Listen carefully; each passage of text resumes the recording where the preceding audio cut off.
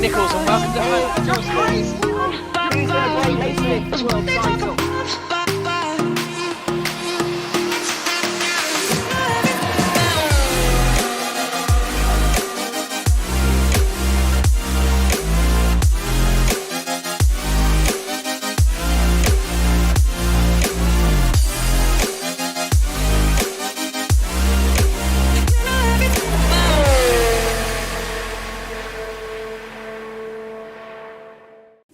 Hello and welcome, ladies and gentlemen, to the Formula SimRacing Academy series. You join us for round number 10 and the Japanese Grand Prix. With one of the most spectacular venues playing host to today's race, fast, flowing and really promoting some incredible racing. Crucial times for all drivers now as we enter the final stages of our 12-race season. It is the dominant man, Damian Scaron, comfortably 19 points ahead of his main challenger of Cosmo Prosciutto. Those two seem to be the main protagonists of the championship with consistency all season long. However, as we near the finale, it's crunch time for both. No time to let off the accelerator, full speed ahead for the final races. As always, a massive thank you to our sponsors over at 3D Wraps, Masita eSports and SimLab, bringing you all the action here in FSR. As always, it's myself, Zach Sweeney, alongside Felix van Delft for the race today. Crucial times for the championship then, Felix. Only two drivers now able to claim the title. Yeah, it's definitely going to be a very interesting last few races, and of course here at Matsusaka in Japan, it's a circuit that is one of my favorites as well, and I think will always give us some nice racing. We'll wait and see what happens in qualifying, because it is a track where qualifying is quite important, considering that there's not a lot of long straights. There's a few opportunities for overtaking, of course, but qualifying is going to be rather important. And of course, the drivers will have 3 attempts to set their fastest lap time. So we'll have to wait and see who is going to come out on top. Of course, Scaron has been quite dominant in this season, but he hasn't been utterly dominant because he's still got Cosmo Prosciutto with only 19 points behind him. So he's definitely within striking range still. If Scaron makes any mistakes in these next 3 races, the championship fight is definitely not over yet. Yeah, definitely not. Still 3 rounds to go, 75 points up for grabs. But Harry Smith completely knocked out of the title run. Best he can hope for is second. And well, I think Prosciutto is going to need to hope for a miracle because Scaron has just been so consistent all season long. And Prosciutto has been as well, of course. Look back to Spa last time out. He was consistent, but just not quite enough to get on top of Scaron. But interestingly enough, Scaron didn't top practice Felix. So maybe he's not coming in at his strongest today. But then again, he doesn't need to blow it out the park. He just needs to do enough. Yeah, as we just see Scaron starting his first lap, don't mind the track map at the bottom. We'll try and get that fixed as soon as possible. But Scaron coming through the first couple of corners already now. Yeah, it's crucial he gets a good banker time in as, not around Spa at all, but uphill through the S's, absolutely beautiful sequence of corners, driver's favourite. You head uphill, you just need to have the car absolutely pinned, and Scaron really, really nailing it. Nearly flat through Dunlop, but just want to maximise a good exit. Don't want to run out too wide, keep it tight to the left-hand side, coming towards the first of the 2 diagonals, completely chuck it in. Almost flat, just maybe a bit of a confidence lift and a downshift.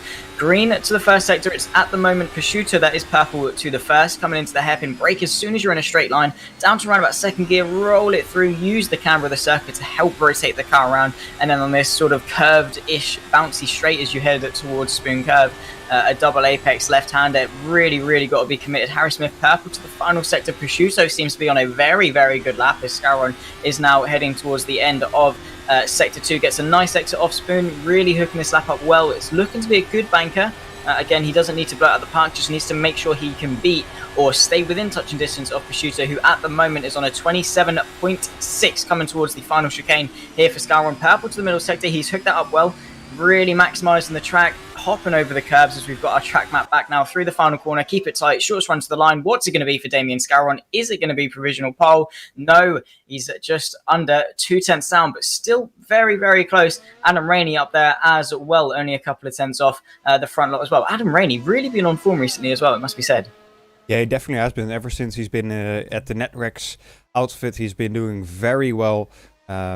and scoring good points. Got third in Le Mans, got third in Spa, so maybe he's looking to get third here today. So far he's put it on third position in qualifying at least.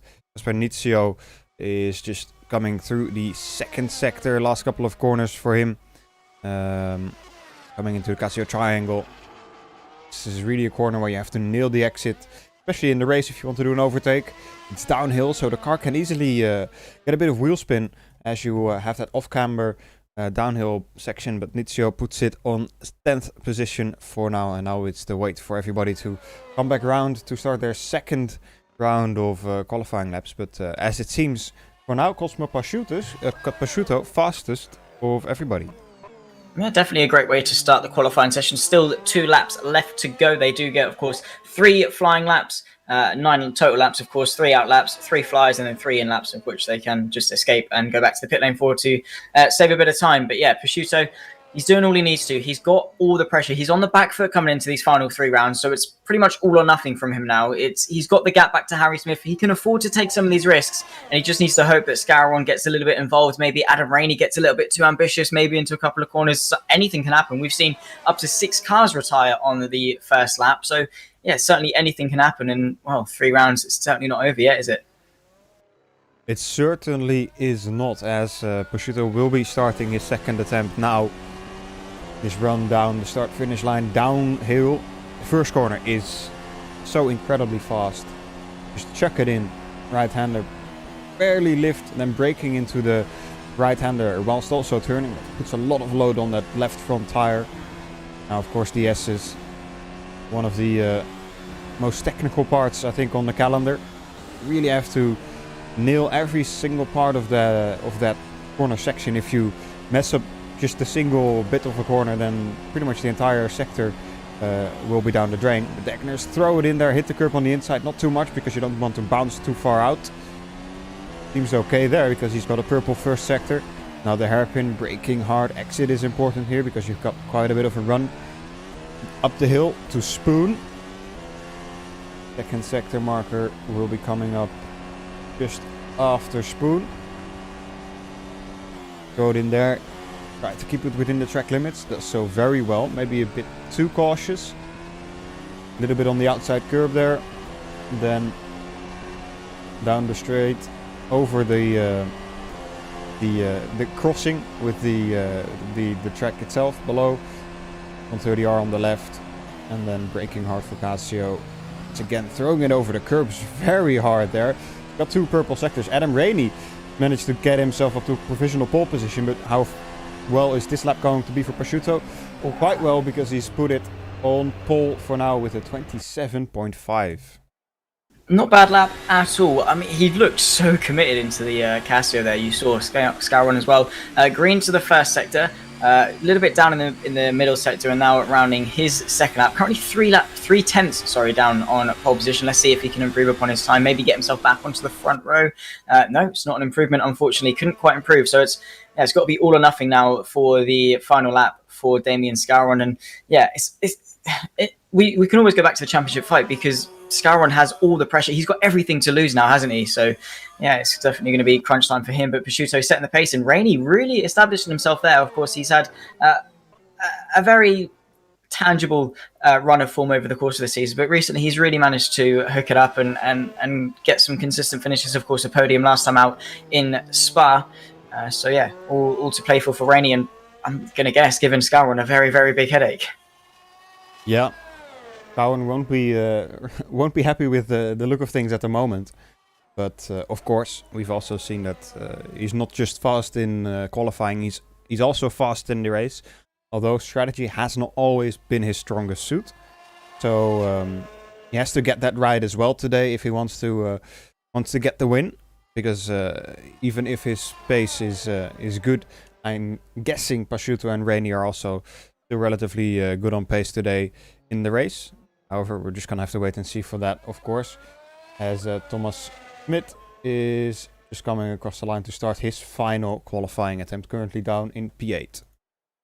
P8, definitely a good shout, well in there with the top 10. So good midfield shout, but is that where you want to be coming into turn 1 and 2? I mean, it's a very sketchy couple of corners. Very, very fast, very flowing, very nice to hook up. But yeah, on the first lap, not the best place you want to be when you're surrounded by around about 20 or so cars. Hooking up the S's a little bit, but you know, a little bit of a shaky rear end, but you just got to be so committed. You have to just trust the car, flick it in to the left, flick it into the right, flick it back to the left, and then back to the right. You can expect the rear end to step out through the degners. You just want to really get over the curbs, but not so much. As Felix said earlier, these cars are running so low to the floor. If you go over a curb a little bit wrong, you're going to be bouncing, and then when you're bouncing, you can't turn very well. But a green first sector for Thomas Smith, a very, very good first sector indeed. 32.4, not too bad at all, as he seems to be hooking up the middle sector quite well. Let's see how he handles Spoon. Coming in, you brake very late. You just have to roll it in with the brakes and just trust the car that it's going to stick. And then again, bring it back over for the left. The double apex nature of the corner, back up this straight, uphill towards 130R. Probably flat out, I'm going to guess. Comfortably flat out. Just got to turn in very, very nicely. Green to the middle sector as well. This is looking to be a pretty good lap. And of course, very, very close. Only a couple of tenths would see him onto the second row from 8th on the grid. So Thomas Smith on his final lap. Let's see what he can do. Run to the line, shortest run as possible. Where's he going to put it? Currently 9 tenths down on pole. Can he put it maybe up there? It is the second row, 28.1. Not a bad effort. Definitely not a bad effort, especially considering that he's come across from the AMA series today, filling in for somebody else, I believe, doing a great job so far in qualifying, putting himself in provisional 4th. Adam Rainey hasn't been able to improve his time, so he's going to have to hope that Scarron doesn't improve. First sector wasn't great for Scarron. Second sector, let's see what it is. Prosciutto also not improving in the first sector. Ooh, second sector is purple for Scarron, so this is going to be very tight, I think. Yeah, the tightest probably qualifying session we've seen in a while.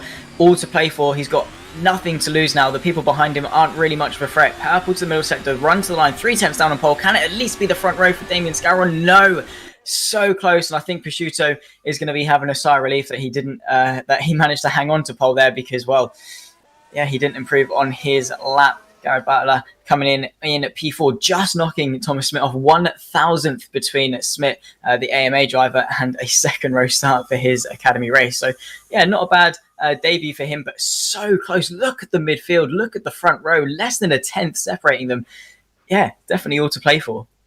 Yeah, extremely close field indeed, and that's awesome to see. Of course, here's the qualifying results for today. Prosciutto starting from pole position with next to him Adam Rainey. Great qualifying from those two drivers. Damien Scarron struggling a little bit here today with qualifying, and he will be starting in 3rd. Gerard Batala 4th. Thomas Schmidt in 5th. Kevin Morville in 6th. Thomas Andrea Miasoa in 7th. Harry Smith down in 8th, and in 9th we've got the Czech Luchak, and 10th is Kacper Nizio. So the top 10 very close indeed, second within the top 10, and especially those top 3 are close to each other, and a bit of a gap to Gerard Patala behind.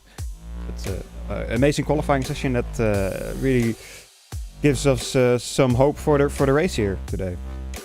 Yeah, of course, let's be honest, we've not had maybe the closest battles in terms of on track, but today looks to be promising around at such a challenging circuit that, you know, it's not the shortest lap, but it's not the longest lap at all. So being that close is definitely something to behold. And yeah, I'm looking forward to this race. Strategy is going to play a massive factor.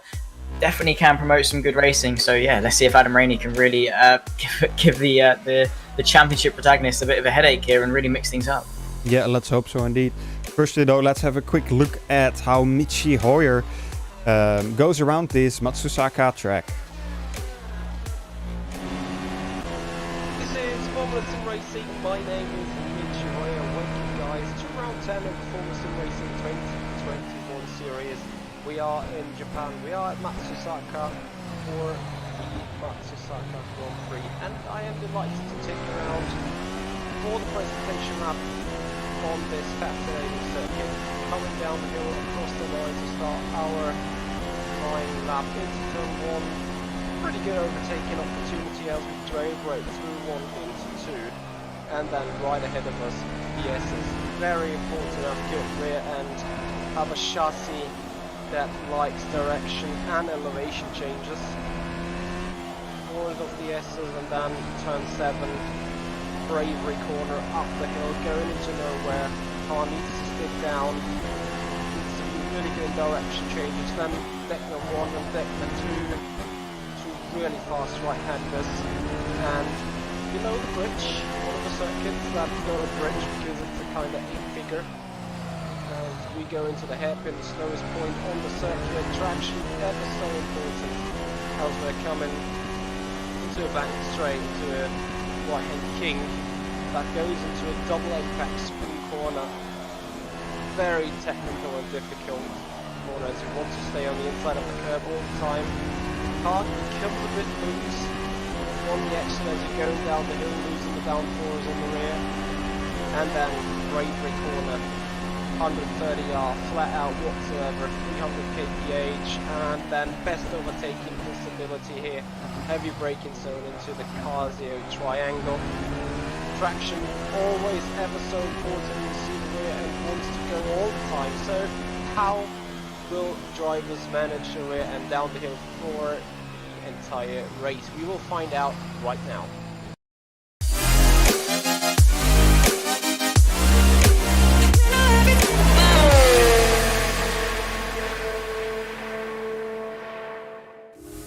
Welcome back then to the Formula Sim Racing Academy Championship. You join us now ahead of the race here today. We've just had one of the closest qualifying sessions of this season, and it's tipping to be a very, very good race. But first though, let's have a look at the championship standings ahead of today's race. And it is, I believe, Damien Scowen that leads the way, 167 points clear of, well, no, not clear, but 19 points clear of Cosmo Prosciutto. My apologies. Harry Smith, Frank Hamming, Mocareno, Pignataro, Adam Rainey in 7th after some really good form recently. Gerard Battler in 8th, Ranthome in P9 with Roboli rounding off the top 10. It is an incredibly close championship and all to play for at the front. And well, with only 2 drivers left to contend for it, yeah, it's all crunch time for the final 3 rounds here for Formula Sim Racing. And yeah, looking forward to the final 3 rounds. And of course, the race today is going to be very, very crucial. A long race. Strategy can play a massive factor. Yeah, it definitely can. Normally we would see, I guess in Academy, normally would see just a one-stop. Sometimes drivers try a 2-stop strategy.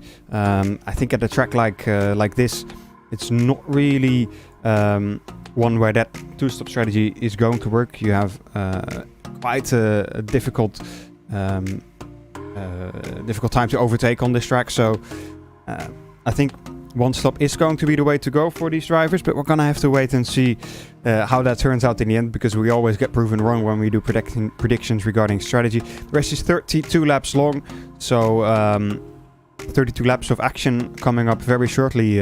Hopefully, let's have a look at the starting order.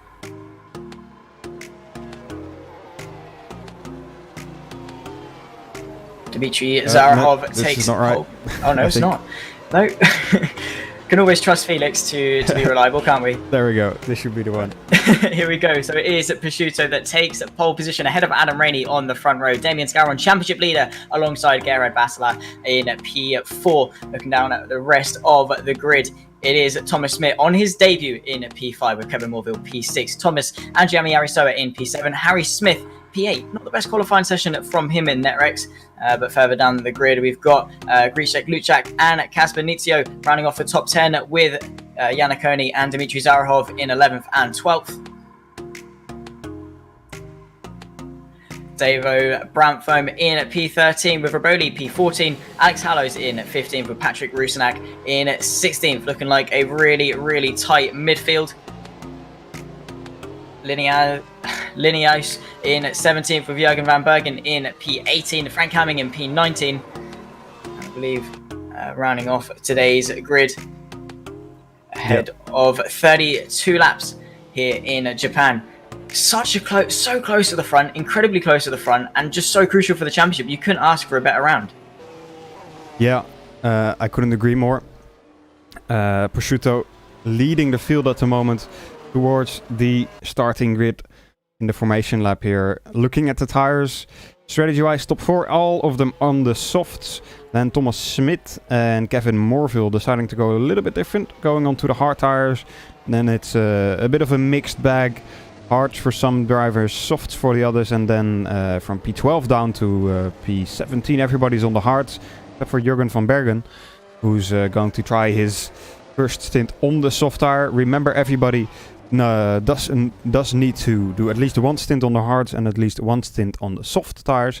So that is the rules that they have to oblige to. Next to that, there's not much they need to do except for finish the race.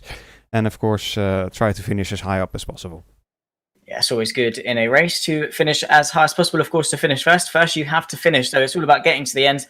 Strategy, as you say, can play a massive factor, not affecting the front four too much, all on the softs. So it's going to be completely flat out, ready to go. And you can see how aggressively Adam Rainey is pointing, trying to get in front of Prosciutto, maybe towards turn 1. But we'll have to wait and see. 5 red lights ahead of us for the Japanese Grand Prix. Round number 10 of FSR Academy Championship. And what a crucial round it's going to be.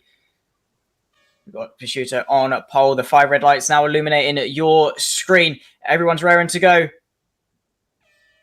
And we're underway in racing. It's a really good start for the pole sitter and an even better one for Damien Scowron, who's already ahead of Adam Rainey, who's had an absolute stinker of a start. Damien Scowron already challenging to the inside, but I think Prosciutto's just going to hang on for the race lead at the moment. But what a start from Scowron and Battler and Smith. But Adam Rainey tumbling down the order there. You can see already down to P7 as they all try and funnel their way through. Yellow flags towards the backside of the grid. I believe it's all kicking off further back side by side. You can see Jurgen van Bergen and Frank Hamming going there at the backside. Battler trying to get himself on to the podium, and Adam Rainey trying to make up for lost ground around the outside and back up the inside for Dunlop. He's managed to get it, but a bit of a squirmy slide. It's been an absolutely eventful lap 1 for Adam Rainey, but he needs to be recovering. He needs to get back on form quickly. But Scowron, what a start.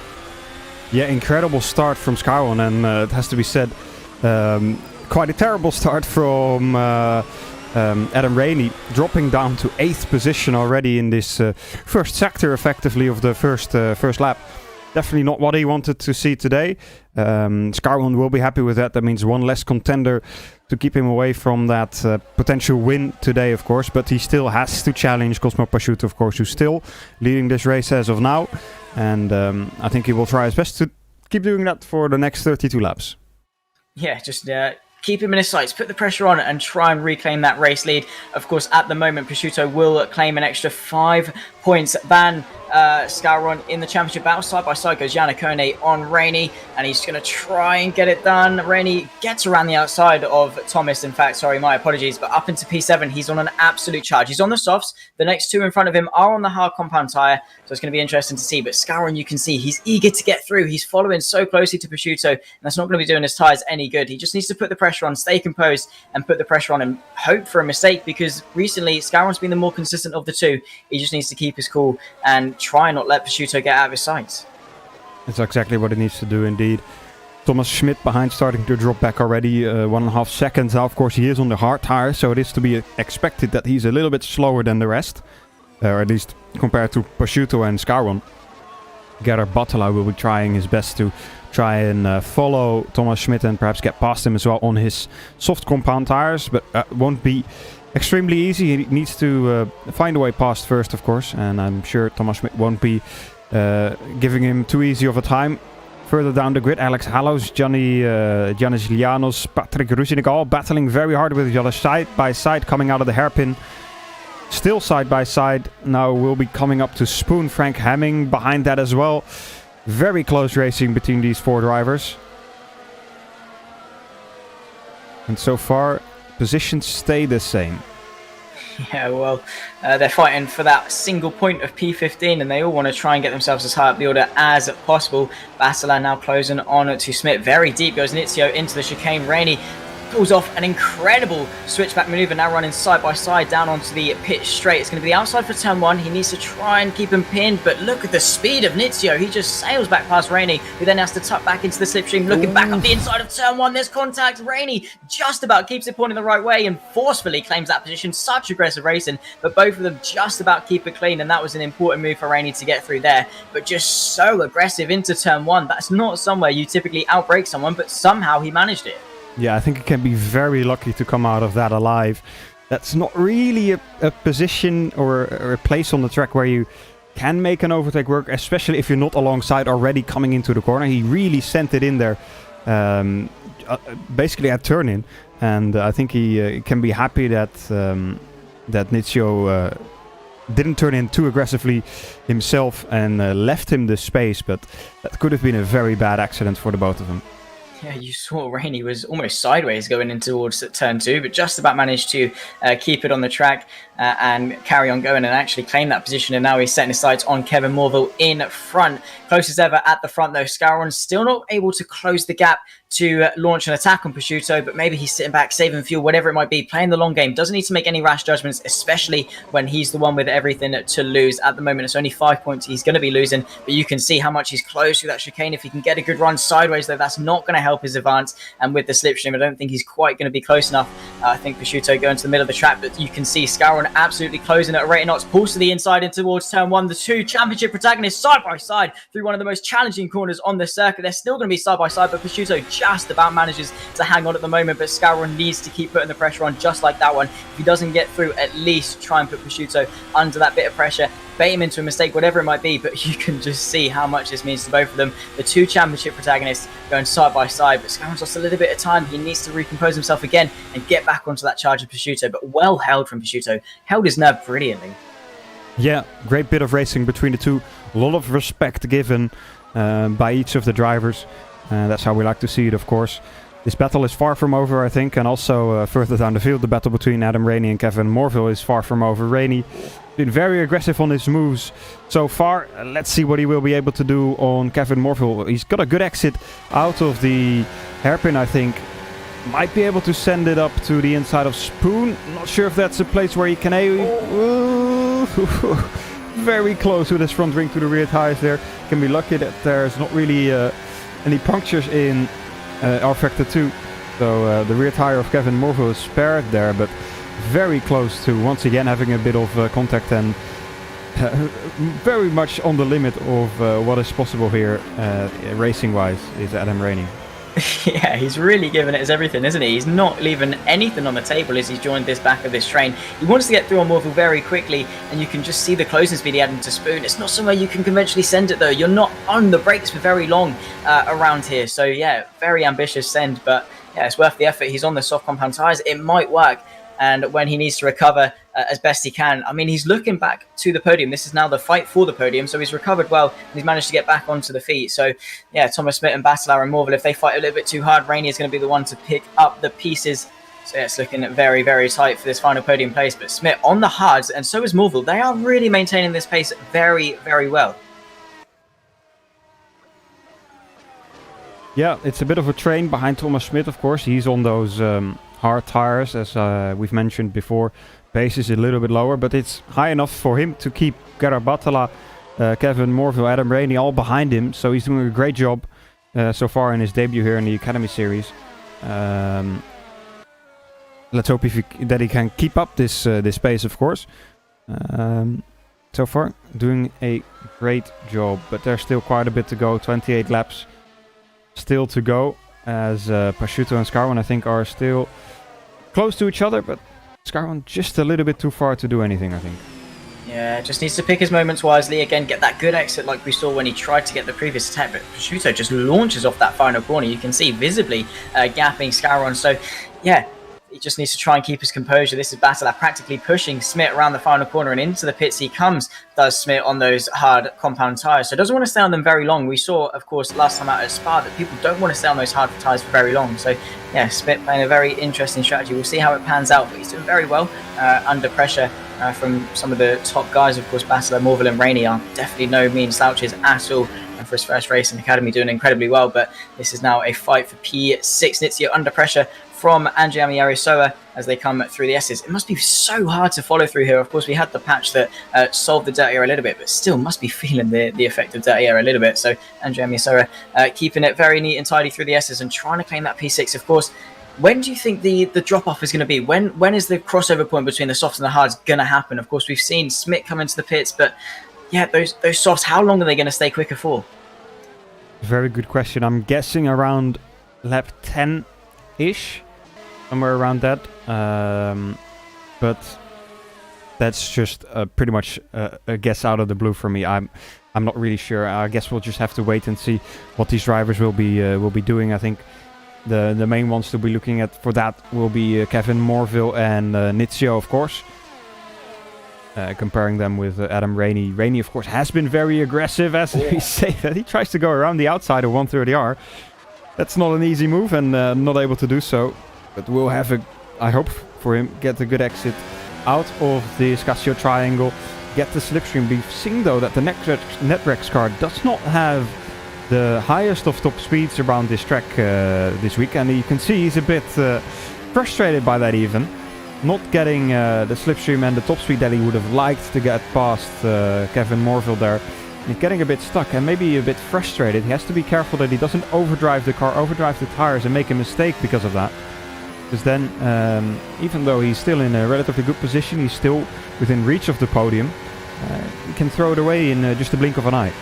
Yeah, you really can, and that is the harsh nature of this circuit. The runoff very close, so if you overdrive the car one bit, you can see gravel chaps through the first second. If you go a little bit over, you are very much and truly going to be facing the wrong way or in the barrier. So yeah, Adam Rainey needs to keep himself composed, and as you say, that Netrex isn't the best in the straight lines, but it makes up for it tremendously through the corners. He just needs to maximise his exit as best he can and just pick his moments as he's been doing. But I think that desperation to get back through has definitely been leading to those ambitious moves we've seen. You know, through 130R, not something you can often do unless you're very much alongside, but he gave it a go anyway, into Spoon and of course into turn 1 and 2 a few laps ago. So yeah, Rainey turning this motivation definitely into desperation. He needs to maximize every bit he can. He is closing on Kevin Morville towards 130R, looks to the inside, drives up the inside. That was very, very close to contact once again between Adam Rainey and Kevin Morville into the same corner.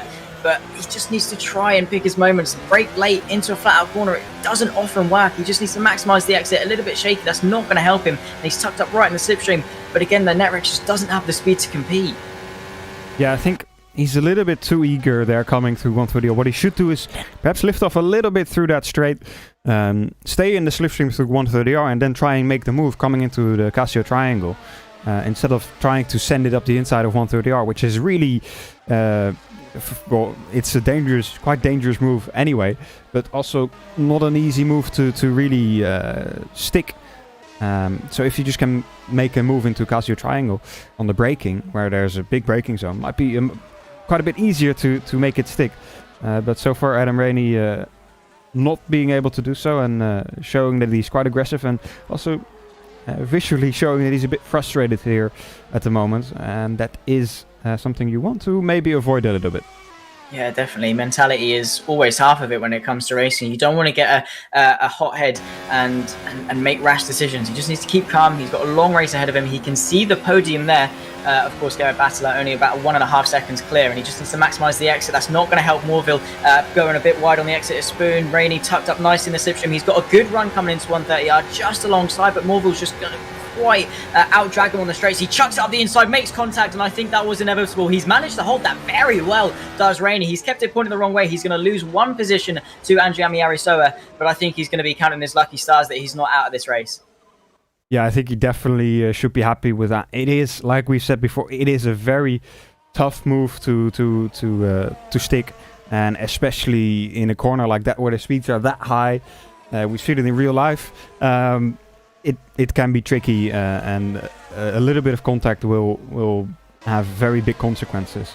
Like I said just a lap before, I think what he should have done is just wait a little bit and then make the move coming into the chicane, where you have a long braking zone and can really set the car up alongside in the braking. However, Adam Rainey decided to not do so. I think he can be very happy to still be driving here.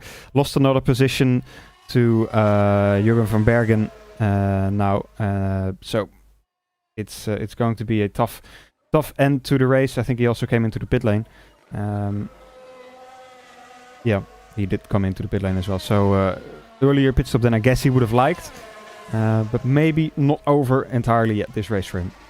No, he's definitely shown the pace, just maybe not the wit to get back through the pack when he had that poor start. It just definitely didn't help having that poor start, but he's been on the back for this entire race. Maybe going for an undercut, using those softs for this middle stint to just claw back some ground, get an undercut, use those fresh tyres as best he can, but it's still close as ever at the front. Scouron's still close to Prosciutto. These two just can't quite get enough of each other today, can they? But not quite close enough to launch an attack is Scouron, but he's so slippery down the straights. You can see coming down that pit straight, he just gains so much in the slipstream, and that's really going to help him launch an attack maybe later on in this race when he just finds that little bit more in himself to go for the attack. Maybe he's sitting back. We don't know what's going on in Scaron's head, but definitely he's looking good for this race, as is Prosciutto. They're probably the first race in a while where these two are level pegging. Yeah, it's great to see. I think Scaron hasn't been further than a second behind Prosciutto throughout this first stint so far. So both of them doing a great job. Prosciutto, of course, doing a great job in keeping Scaron behind him. Scaron, as I said, though, Prosciutto drifts a little bit through the hairpin there. That's not going to help his exit, and definitely is not going to help his rear tires as well. Question is, when are the first conventional pit stops going to come? I'm guessing at least another 5 laps if they want to make a one-stop work.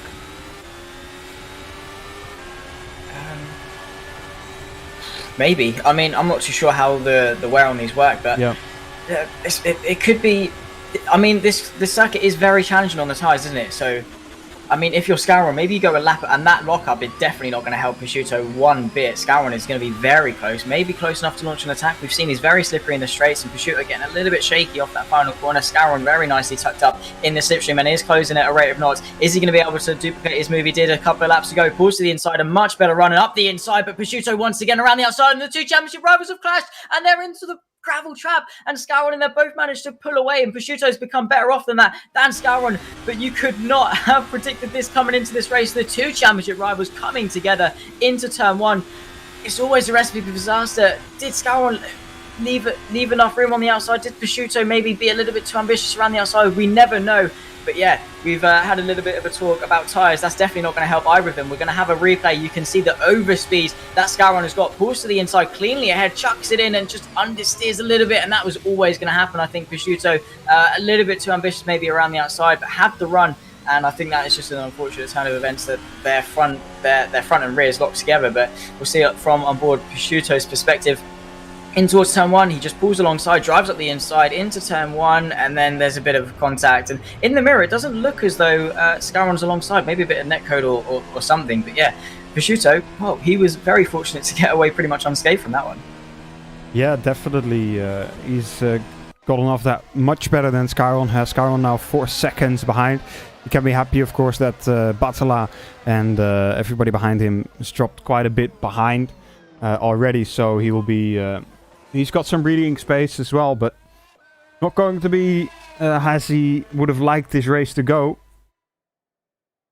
Still 21 laps to go, so still a lot of time for him left to get back up to Prosciutto, but definitely hampering his chances a little bit. We're going to have to wait and see if he's going to be able to challenge him once again later in this race.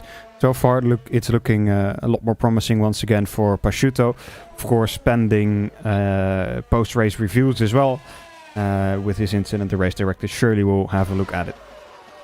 Yeah, probably will. I mean, it's just such a tight championship. Neither of them wanted to give up. We're going to go on board now. This is Frank Hamming on the back of Nizio. Got a good run off the final chicane and down the pit straight. Tucked up nicely in the slipstream. Maybe we can see these two go side by side, maybe a little bit more cleanly. Looks to the inside but backs off, thinks better of it, and that's probably a wise decision for Hamming to do. And goes very wide and off the track. Could lose a position to Harry Smith, and does lose the position to Harry Smith. So Frank Hamming, very unfortunate mistake. But yeah, Prosciutto looking comfortable. We'll have to see if Scaron has the ability to close up later on. Yeah, Hamming just hit that outside curb a little bit too much, and then the car bottoms out and pretty much you're a passenger for the next 5 to 10 meters. Luckily he was able to keep it on the track and rejoin quite safely, but of course lost that position to Harry Smith.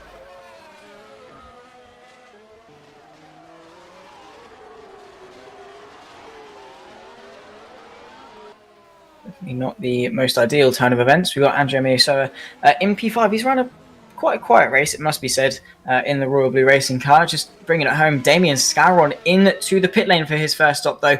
Maybe some damage. Maybe his tyres have truly gone off after that spin and that trip into the gravel. So going to be interesting to see where he comes out relative to everyone else. And, of course, when Prosciutto decides to pit, if Scaron has managed to close the gap, what tyres is he on? I believe the Red Wall soft compound tyres. So, again, going for a quick middle stint.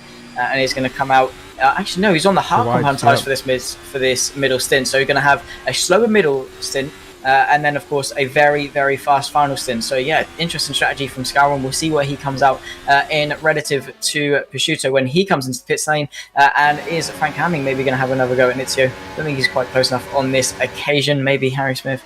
Actually, Frank Hamming has managed to get past Harry Smith, so managed to recompose himself, and he's got the pace. He just needs to try and pick his moments a little bit better, similar to how we've seen Adam Rainey. Yeah, Adam Rainey currently also still in 8th position, behind Thomas Smit. Of course, both of them have done their first pit stop already. Rainey, with that incident in 130R just a few laps ago, went into the pit lane straight after. His race isn't over yet, I would say. He's still, especially with the strategy, might be able to do some things and move up a few places, but it's going to be difficult for him to get on the podium. I think Thomas Schmidt currently looking a bit better for that.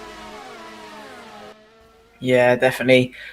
So it's been a very interesting race so far. Hamming really putting the pressure on Nizio, trying to get himself into the top 10. And wow, what a Tokyo drift through Spoon Curve there. That could leave him under pressure from Harry Smith, but very well held from Frank Hamming. I think he's going to be quite chuffed with that one on the replay, but Harry Smith is definitely going to take advantage of it to the inside of 130R. Pretty comfortable. Up the inside, Hamming going to try and leave it around the outside. Does leave it around the outside. It'll be the inside, of course, for the Casso triangle, but I think Harry Smith might just have the better of him around the outside. Very nice move. Hamming tries to get the switch back. This is lovely racing between the two of them, but I think Hamming's just going to have to concede here. Kevin Morville into the pit lane from the hard compound tires, going to the softs. It's Harry Smith defending to the inside, Hamming to the outside towards turn 1. This is the fight for P11, and swoops around the outside. Hamming just with the confidence there. Yeah, got overtaken in 130R, but then decided, no, I don't think I will have this. And went past Harry Smith once again on the start-finish straight. Great to see the racing going on here. Quite a lot, especially down the field here. Look how close it is between everybody. We're 14 laps into this race, but it's almost looking like we're on lap 1. A lot of drivers very close to each other, and battling going on all over the place. Great to see here in this Matsusaka race. Of course, still 2 races to go after this, but great to see that the championship fight is still close as well at the top, as also Prosciutto has come into the pits and rejoined onto the hard tires in front of Scouron. Yeah, but look at the interval between the two, 1.5 seconds. So Scouron has really closed up. I think the gap was something like 3.94 seconds when Scouron come into the pit lane. So he's really capitalised off that pit stop side by side. I believe that's Kevin Morville, where with Bergen coming towards 130R, just ahead of this battle between Frank Hamming. Are they going to go 2x2? Though they're not. But Kevin Morville, I think, just etching ahead. Bergen trying to fight him to the outside, to the inside. Bergen just about hangs on to this one. Hamming as well. This is now a 4-car train for P8 between these guys. It's all kicking off. Hamming wants to maybe make the most of it. Bergen going defensive again. Morville just doesn't want to get caught up in this fight. Doesn't know where to go. Dummies to the inside. Sells him the dummy very nicely. They're going to go 2x2 towards turn 1. I think Nizio's just going to hang on from Hamming further back, and Bergen having to dip to the escape road there to avoid contact. And I think Morville has cleanly got himself in front. Hamming didn't quite manage to capitalise and get past Nizio from that though, but a very intense bit of racing there, and Bergen trying his best to keep Morville behind. Yeah, Jurgen van Bergen once again, a driver that just went a little bit too far on the outside of that turn 1 curb, and then there's basically nothing you can do. You're just gonna fan out wide onto the runoff there, and also lost the position to Lianos now. So not the best thing for him to happen, but once again, great to see this battling going on here, all the way down to P14 effectively from P10. So a lot of drivers very close to each other here, battling it out.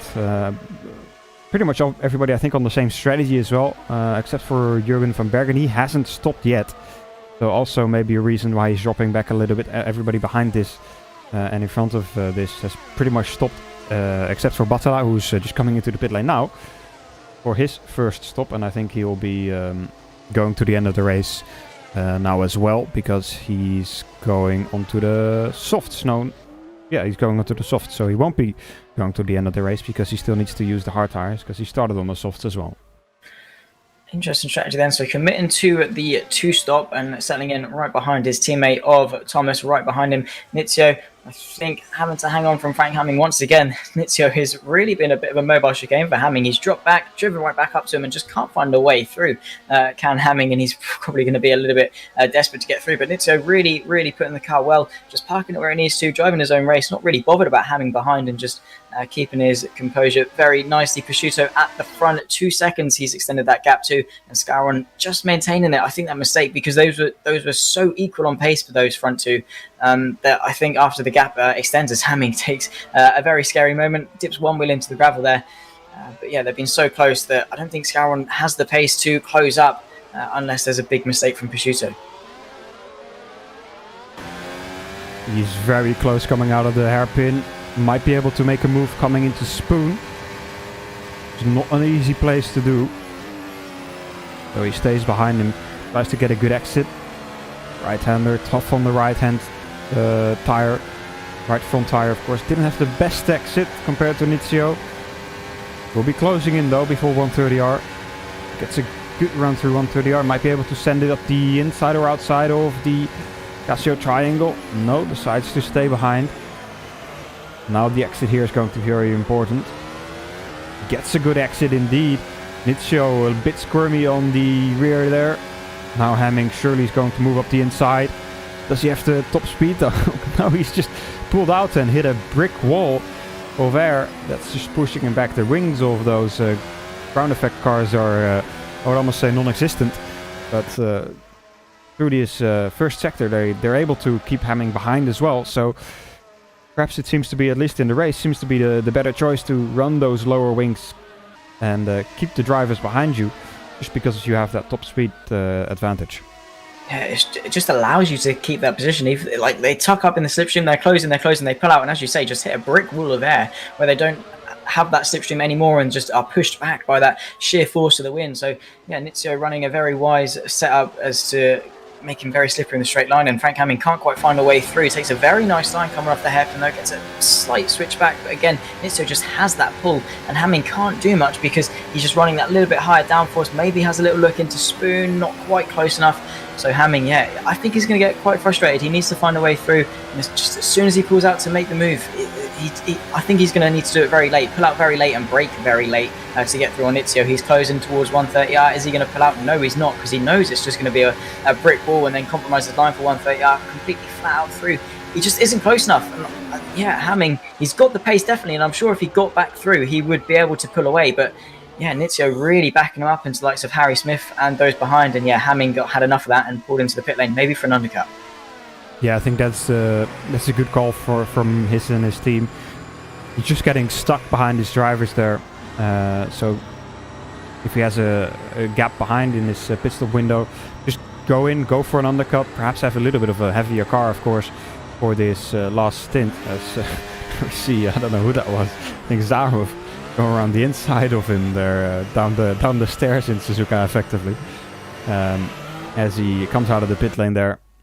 In free air relatively, so we'll be able to push these soft tires for a few laps and hopefully get that undercut on the drivers that he was struggling to get past. Yeah, it comes out 2 seconds behind Hallows, just in front of him. So he's got a little bit of clean air to push those tires, and when Nizio comes into the pit lane, should be okay to get through, so long as he doesn't get held up by Hallows in front. So yeah, interesting from Hamming. That he's decided to pull the plug and come in, but Harry Smith has been unleashed to maybe have a little bit of a go at Nizio in P8. So Harry Smith has been queued up. You can see 3 of them are all queued up trying to get through. Harry Smith pulls to the inside. He's got the straight line speed maybe, but look at the Janos who's pulling to the outside. They're boxed in, really nowhere to go. He's going to be around the outside of Harry Smith, and boom shakalaka gets his way through into P9. And is now lined up, ready to go for Nizio. It's a conga line, isn't it? They're all queued up behind Nizio, and they're taking turns to get through, but they don't really know who wants to be heading the train. And Harry Smith, I think, is going for a bit of a similar move to Frank Hamming and coming for that undercut. Yeah, indeed. You saw there Nizio helping Lianos a little bit, perhaps. Not giving the slipstream to Harry Smith. And Lianos taking full advantage of that. Also has the top speed advantage. And will now be trying to challenge Nizio here. Through the S's is not going to be easy. Frank Hamming, I think, will be close to, yes, Alex Hallows there. Harry Smith, you can see him on the left-hand side coming out of the pits. It's got to be close between him And Frank Hemming, no, Hemming gets past easily to Alex Hallows there. And Harry Smith not too far behind this there as he comes out of the pit lane on a set of soft tires that he will take to the end of the race. Yeah, it should be pretty comfortable for Harry Smith, but bit of contact between Llanos and Nizio there. He's going to push him wide. Might be a bit of damage to Llanos' car there, but yeah, very, very unfortunate. I think this Nizio really breaks early for that hairpin. We saw, of course, with Hamming earlier on, the closing speed he had going into that hairpin, and he just broke so much later. So I think that caught Llanos a little bit off guard. Yeah, Harry Smith really falling victim to that undercut from Hamming, and it could work well in both of their favours if Hamming's gained that much in one lap. So yeah, going to be interesting. Prosciutto into the pit lane, so Damien Scouron inherits the race lead at the front, and this time is going to be the first of the two to pit. We'll have to see how that goes later on in this race. A little bit wide through 130R goes Llanos, and is still going to be on the back, maintains his position, but yeah, I think is Prosciutto on the soft compound tyres. Yes, he is. So to the end of the race, Scouron probably going to come in the next couple of laps or so then, as Rainey is closing on to Thomas Smith. Yeah, Rainey, of course, had a few incidents in this race already. Lost a bit of time in an incident with 130R. Now closing into Thomas Schmidt once again. Effectively fighting for the final podium position here. Adam Rainey, I think, will also be coming in the next couple of laps. He was one of the first drivers in the top 5 to come into the pit lane. Of course, also partly due to that incident. Let's see if he's been able to recompose himself a little bit. He was showing that frustration quite a lot in the earlier part of this race, and that I think cost him quite a bit. Let's hope he's been able to calm down a little bit as he's had some free air. A lot of overspeed for Rainey there coming through 130R.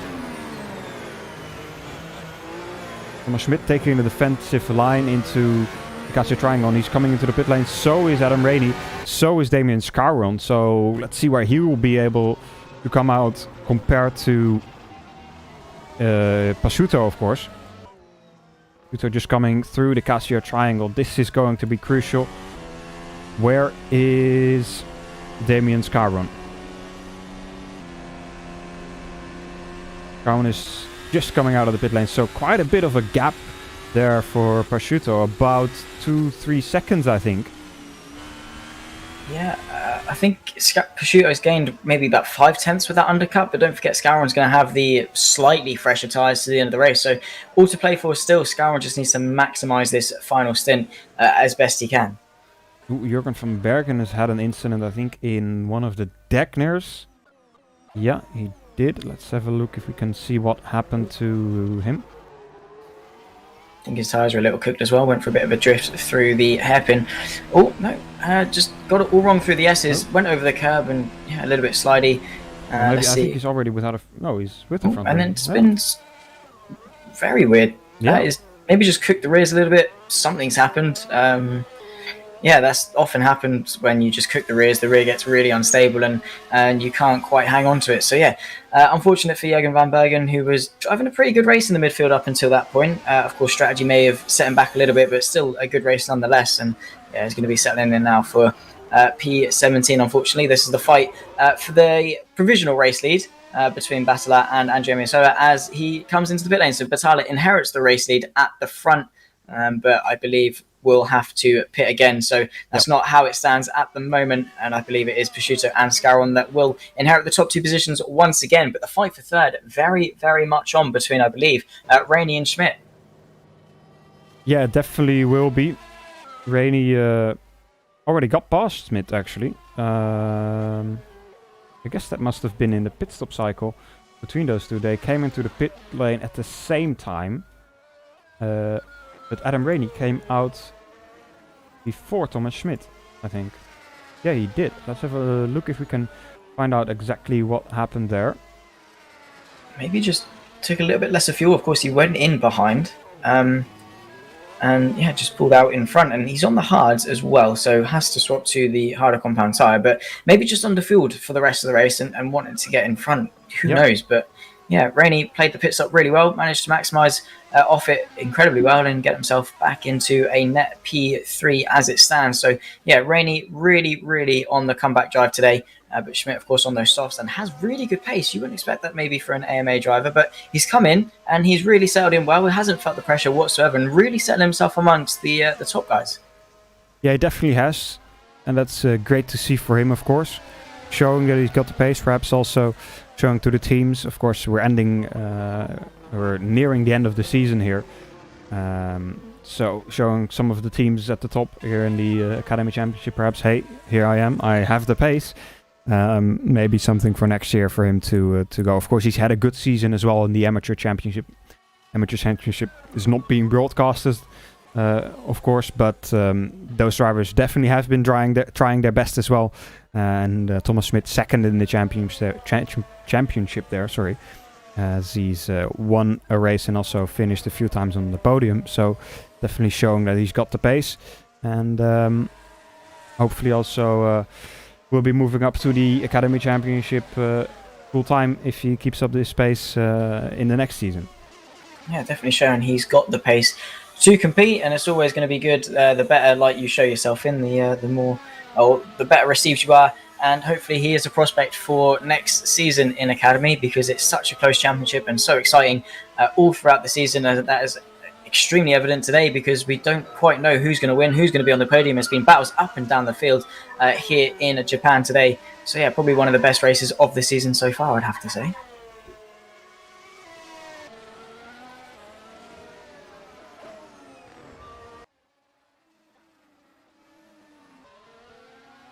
The wait is now for Batala to effectively make his final pit stop. He did a very long first stint on those soft tires. Maybe we'll be doing a long second stint on these soft tires as well, and just come in at the end for a very short splash and dash on the hard tires and just do 2 or 3 laps on them. Might work out for him in a way, but I guess he would be rejoining around Frank Hamming, Harry Smith if he were to pit now. But of course, we'll have to wait and see when he actually does so. Scaron has now closed the gap to about 1.8 seconds to Pasciuto. So I think this battle is definitely not over. Last lap from Scaron was the fastest lap of the race, 129.3 compared to Pasciuto. That is about 0.4 a lap quicker. So Scaron definitely putting the heat up one more level and trying to close that gap to Pasciuto and hopefully fight him to the end of the race. Yeah, he's definitely turned it up a notch, hasn't he, these last recent laps. Now the gap 1.7 seconds and closing. So it's not over for Scaron yet. Can Pasciuto hang on for the victory? Just around about 8 laps or so to go, 7.5 laps of this race remaining. And, well, it is coming down to the wire. Scaron just needs to keep cool, keep consistent, and just push that car and just try and close the gap as much as he can. Get within a certain range and then close. And then he's got the speed in the straight line to close the gap as best he can. And a lock-up from Pasciuto, I believe, that's not going to help him. He might start feeling the pressure now in these later stages. 1.6 seconds. So Scaron constantly closing. And you can see he's going to be constantly closing down the straight as well. As the gap continues to drop. Once he's inside that slipstream range as well, he's going to be closing at an exponential rate. So fight for the race, lead definitely on, as we still wait for Batala to come into the pit lane for his final stop. So I'd say at the moment it's Pasciuto, Scaron and Rainey, your top 3. With Kevin Morville coming quite recently as well for the soft compound tyres. He's currently in P12. Not quite sure why he came in. I thought he was quite comfortable on his strategy, but he's on the back of Mizio, who's proven to be very, very good at defending. But Kevin Morville is going to have those fresh soft compound tyres and has been pretty slippery down the straight, tucked up nicely in the slipstream. Is he going to be close enough for a move in to turn 1? Pulls out very late, darts to the inside. Mizio, though, just leaves him to dry around the outside, takes that curb, though, and that has been absolutely lethal all day. So Kevin Morville cleanly up in front, and I think Lianos is going to take that mistake and capitalise off it up into P12. So yeah, Morville down in P11, he was definitely up there in the midfield early on.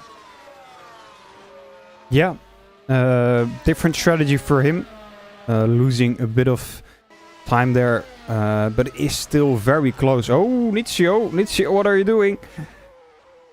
Going off at Dunlop there, manages to keep it out of the wall, but I'm pretty sure that's not the ideal line to take there. Let's have a quick look at the replay. See what happened there. I think he just lost a little bit of grip coming through the Degner on the rear tires. Of course, went off track just a little bit earlier. Probably cooked those rear tires a little bit too much. And too soon onto the throttle. Yeah, just a little bit of a snap. Overcorrected slightly through the gravel trap. Cheeky bumps. But manages to keep it out of the ball. Well done there for him. Bit of rallycross going on here in Japan today. It was just that one little twitch, wasn't it? It just caught him out a little bit, went to save it, and then boom, he went round. And as we come back to the live feed of the race, Scouron has lost probably around about 4 tenths or so to Prosciutto. So Prosciutto, again, turned it back up a notch and looking to extend that gap once again. So I think it's going to be coming down to either if Damien Scouron can turn it up an extra notch to 11 out of 10, or if Prosciutto makes a little bit of a mistake. But it is very close and very decisive. And as it stands, it's going to be a 14-point gap between the two going into the final 2 rounds. So definitely all to play for. Yeah, definitely is, of course. Still in favor of Damien Scouron, but definitely not out of the realm of possibilities for Prosciutto to take the championship in the next 2 races. Of course, still considering he has to do another 7 laps to the end of the race here. It's not going to be the easiest 7 laps of his life, I think. Definitely with the pressure from Scouron behind. It will be quite tough. Batala still staying out for now. As I said before, I think he will be coming into the pit lane just at the end of the race with 2 laps to go. He has to do 1 complete lap on the hard tires at least for him to comply with the tire rules. So he can't just come in in the final lap and go into the hard tires. He has to do at least 1 full lap on them. Is that just come out the pit lane and do a lap, or is that an out lap and a flying lap on the hard tires? I believe it must be a flying lap, but don't exactly quote me on that. We can always rely on you, can't we, Felix, for the correct information. Yeah, going to be interesting how he plays this one, because he's stretching this very long, and if he's got the pace, maybe he can blag it on the hard tires. We'll have to wait and see. Of course, you want to spend as little time on the hard tires as possible. They are a lot slower, so yeah, it could work into his favour. But Tyler definitely had the pace to be up there, so yeah, we'll just have to see how it pans out. 27 of 32 left in this race, so around about 5.5 laps or so, give or take. As Kevin Morville is now trying to get himself back into the top 10, being on a charge on these soft compound tyres, and now looking after Brandthome and get himself into the top 10, and only a couple of seconds up to P9 and P8. So these last couple of laps are going to be absolute crunch time for Morville. Yeah, of course, very fresh soft tires on his car compared to David Brandthome, who's on 4 laps old soft tires, so a little bit older, not much though compared to Morville, but we've seen Morville a bit further up the field today compared to Brandthome, so would expect him to have a bit more pace as well. But strategy-wise, perhaps not the best day for Kevin Morville. And you can see he lost a lot through that spoon section. And he's going to have to try and crawl his way back up to him now. He's got a lot of top speed, it seems, compared to Brandthome as well. So you can get a good run out of the Casio triangle. Might be able to do something into turn 1. No, I think he's too far back to do that. Yeah, I think the optimal range is probably around about 4 tenths if you're quick in a straight line, maybe 3 tenths. You really need a good exit, and of course turn 1 has proven to be a breeding ground for incidents today, and whether that's someone going a little bit wide on the outside or the 2 championship protagonists coming together, it's definitely 2 extremes. But yeah, it's all been happening at turn 1 and 2, but Morville's got the pace, just needs to stay as close as he can coming off the corners and then hope that he can get a good run. I think his next best bet is going to be going into spoon off the hairpin. Quite a bit of understeer on this car there through the S's. Struggling to keep the grip on the front tires, and I think that's a bit of the struggle that he's been having all race long. Perhaps also part of the reason he had to do this strategy. And of course, that is just a bit of a guess. But yeah, once again, struggling to keep the pace and struggling to keep with Dave of Brandthome here.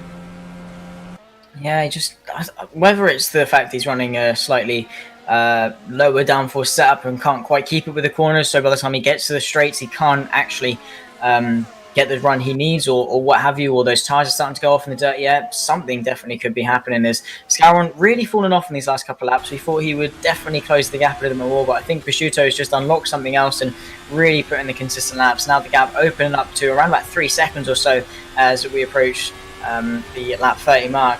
So yeah, Prosciutto really kept it consistent, and I think this is probably the one race where Scouron has genuinely not had the pace to maybe compete. Of course, towards the start of the race, they were very, very close, couldn't get enough of each other, but Prosciutto has just played it so well. And of course, his drive off that crash definitely helped. I think if Scouron maybe got a little bit of a better drive and they both managed to keep it out of the gravel, it would have been a very different story. But yeah, Scouron just hasn't been able to recover from it. Yeah, he hasn't. Of course, post-race, we're also going to have to wait and see what the stewards say regarding that incident. In my opinion, I think it was just a little bit of a racing incident. Prosciutto couldn't have gone much more to the outside. He was already next to the curb. And Scouron perhaps just understeered a little bit too much through that corner. Yeah, it's a difficult call, but fortunately not mine to make at the moment. The stewards will look at that after the race. So far, Battala into the pit lane finally. 2 laps to go after this. 3 laps to go for him after this. So a very short stint on those hard tires it will be for him then. As he is on the softs. Maybe it's just a game that hasn't updated yet. I hope for him that is the case. Otherwise he's going to have to come into the pit lane once again. That sucks. That is very unfortunate because he came out P5. Yeah, he came out in a very good position indeed. P5 for him would be a very good result. But I think he's going to have to come back into the pit lane for another set of hard tires, because he hasn't put on the hard tires at any stage during the race, I believe. Yeah, very strange.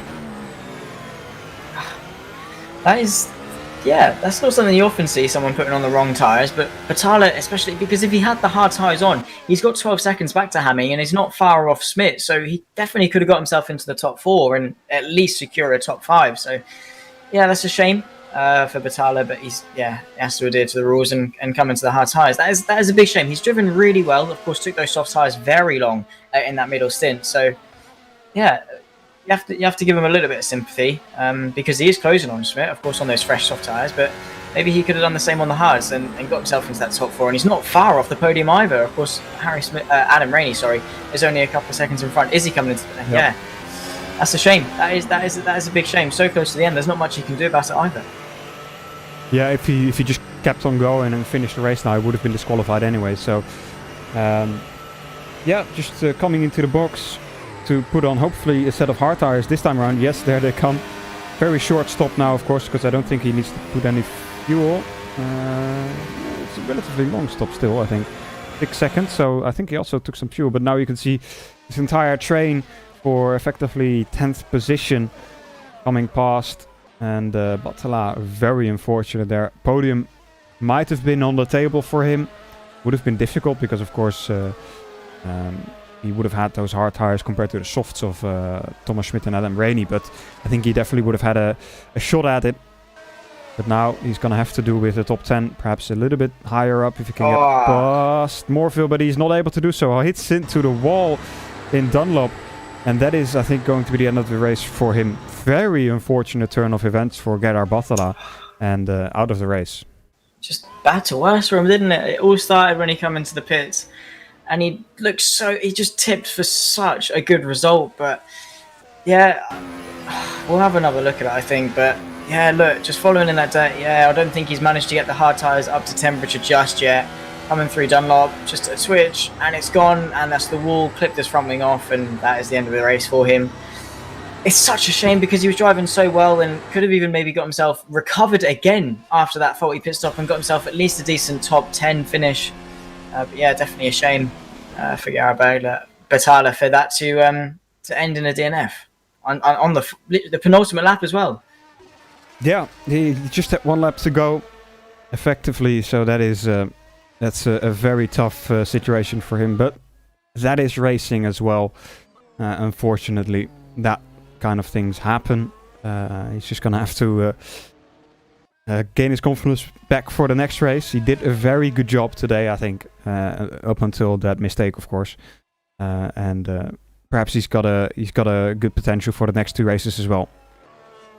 Yeah, you definitely learn more from your losses than you do your wins. So he's going to maybe recover, and take the positives from it. He definitely had great pace all throughout today, and definitely was tipped for a top 5. So definitely going to be playing at what could have been and what potentially should have been had he not made those mistakes. But yeah, he's definitely going to learn from it, as Prosciutto has coped absolutely brilliantly this race, and he comes across through the final corner to take the checkered flag and take the win of the Japanese Grand Prix here for round 10. He has driven absolutely brilliantly, held on from his championship rival, and I think those are some very celebratory 360s. A very nice pirouette from Prosciutto. That was very clean. Scour maybe a little bit frustrated. Adam Rainey, yet another podium in P3, and Thomas Schmidt, very good effort for his first race in Academy. He can definitely be proud of that one.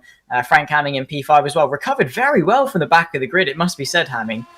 So yeah, definitely a good race from him. Yeah, just a shame. Schmidt in P4. Yeah, I was just looking, trying to find out, because they were very close coming out of the second sector. But it seems like Thomas Schmidt lost some time somewhere in that final lap compared to Adam Rainey. So he had a chance at the podium. Unfortunately, wasn't really able to take that. Yeah, but I mean, a P4, the fact he was in sight of the podium is a good result for him. So yeah, definitely teams take a look at this guy, because he's definitely a prospect for Academy next season potentially. But a good string of results for Rainey recently. He's really found his form. He's found his stride, and I think he's a lot more comfortable at Netrex now than he was at previous teams. And yeah, this later stage of the season has been really, really good for him. And maybe he can find a couple more positions in the championship for him, as we're waiting for Hallows, the final driver, to cross the line and round it off in P14. I'd say that's a contender for the race of the season. Perhaps, yeah. I think it was a very, very good race. Very entertaining race as well. A lot of stuff happening. Adam Rainey dropping back, fighting back to the podium. Like you say, he's got some potential. Just has to find a little bit of composure as well.